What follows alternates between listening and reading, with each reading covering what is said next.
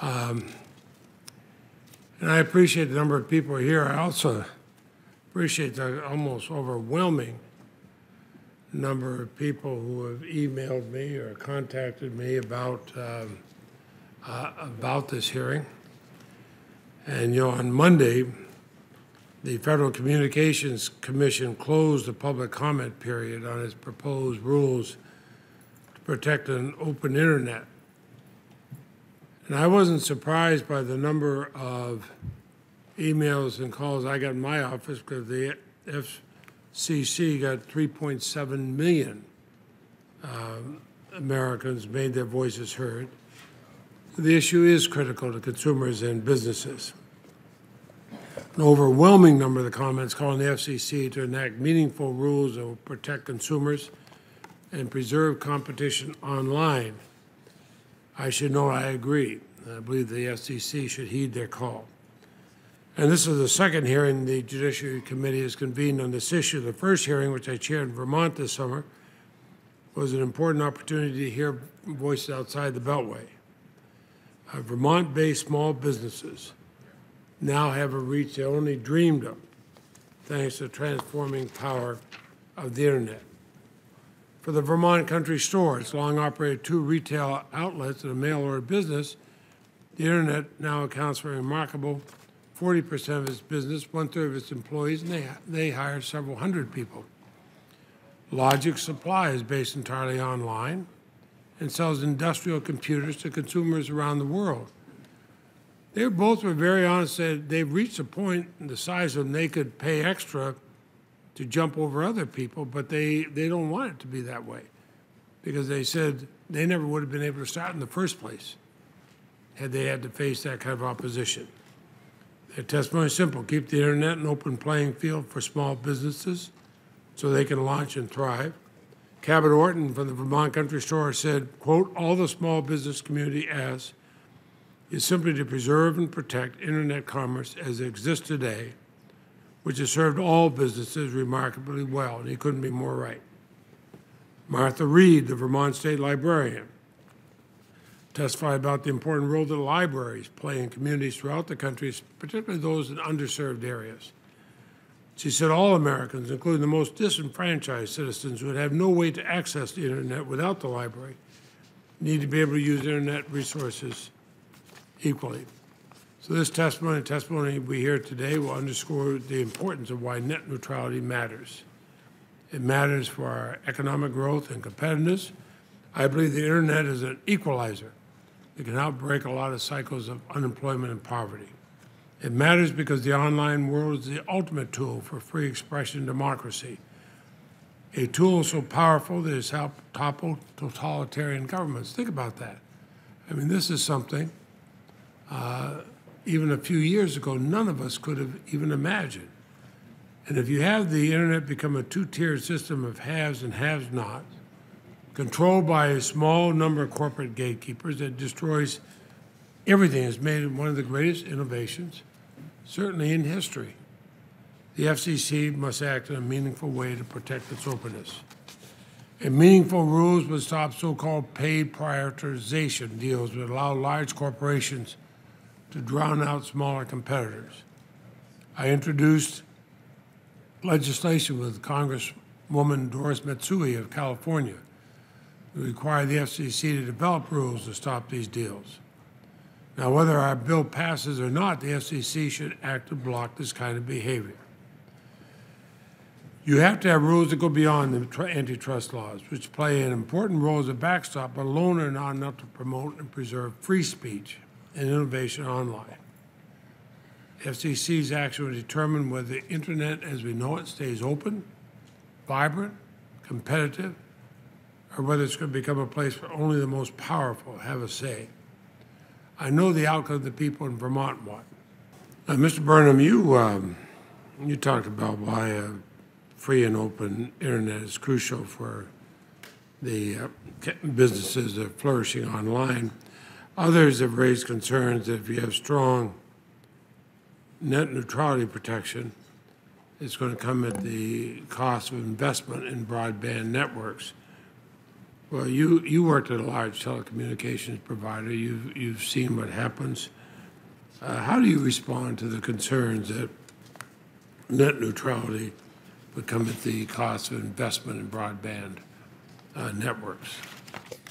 So, first of all, I think that all of us would like to see more investment, particularly anyone who lives in any sort of rural community would like to see a lot more investment in broadband capacity. I think that the important thing to remember is that nobody I know in the community that advocates strong network neutrality rules would object to any provider of access to the internet charging whatever they felt they needed to charge in order to be able to build out the network. And I think consumers would make that trade. They would pay more for more speed. So the problem with allowing access providers to sort of vertically integrate up into the applications layer and extract new profits from the applications layer in order to fund a build-out is that it actually perverts the incentives. If they're going to create fast lanes, the incentive is to actually have the rest of the internet be fairly slow to create a market for their fast lanes. And so I think that in order to see investment, we need to separate the infrastructure of the internet, the actual wires from the applications layer, and we need to manage them separately and regulate them separately. And so I do think that it is absolutely possible to see investment in the network and investment on the network, without having this vertical integration. Thank you. And Ms. Leahy, we've had a lot of hearings on this. I was struck by the fact you're the first one who's spoken of it as a civil rights issue.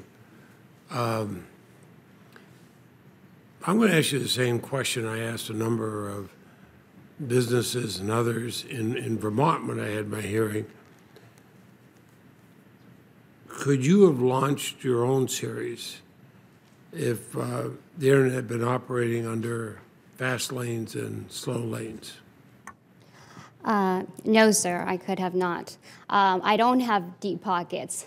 I would not be able to pay for a fast lane, so there's no way that I would be able to distribute my show. There's no way that I would have been able to find an audience or prove my market if that existed. Well, now, of course, you could have others coming who compete against you. Do you want them to have the same opportunity you have? Everyone should have the same opportunity. Everyone everywhere should have the same opportunity to do it. You know, it's interesting because, again, I asked that question in our hearing up in Vermont. We had a couple companies that are doing extremely well now. They start off as startups, and we're happy they didn't have to pay for a fast lane.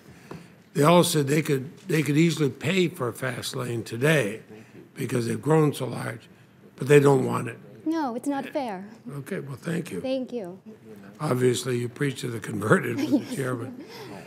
And Ms. O'Connor, more than 3.5 million Americans filed comments with the FCC.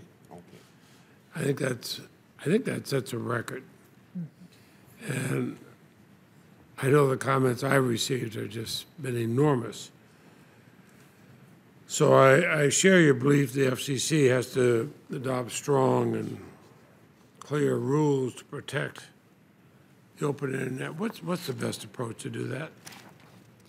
So we are open to not only the Title II approach, but the hybrid approaches that have been proposed in a number of the filings, as well as what's called a Section 706 heavy approach. We do think Title II is one of the clearest and most direct paths to deal with the issues raised in the overturning of the prior rules. But there are a number of policy innovations on the table, and we think the FCC should consider all of them fully before making a decision. I'm sensitive to, having worked in the internet industry for many years, the concern about about heavy hand of regulation. But the time is now for the FCC to take action and to settle the playing field. I think Mr. Burnham's comments are quite right when he says market certainty will actually help in many ways here.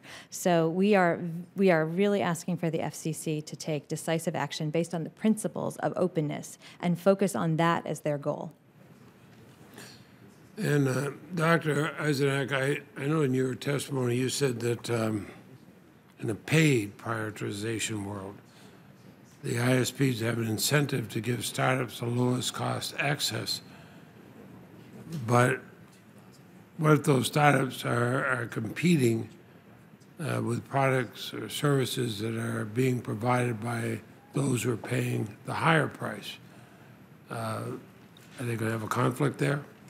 Well, certainly, I'm glad you asked, and I think this is precisely where the antitrust laws come into play, right? So when a case that we're all familiar with, and remember, Senator Hatch and I talked about this at the time, was the Microsoft case, and in that circumstance, you had a monopolist which exercised its market power to disadvantage a new entrant, Netscape, also Java at the time, and the antitrust laws were brought to bear, and successfully so. I think it was always hard to figure out what to do with Microsoft when you caught them, but we did finally catch them and deterred that behavior, and we haven't seen it since.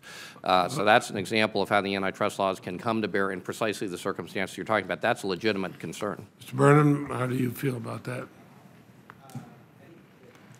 Press the button on your... Thank you. That's a very difficult way to solve the problem for a startup. The startups in the internet world come and go in a matter of years for sure, but perhaps months. And so by the time an antitrust procedure works its way through the courts, or even an FCC 706 procedure, I think that it would be irrelevant for most startups. So I think you need clear, bright-line rules that startups can rely on so that they can build their business without having to, hire a lawyer and represent themselves either in front of the Department of Justice or the FCC. Thank you very much.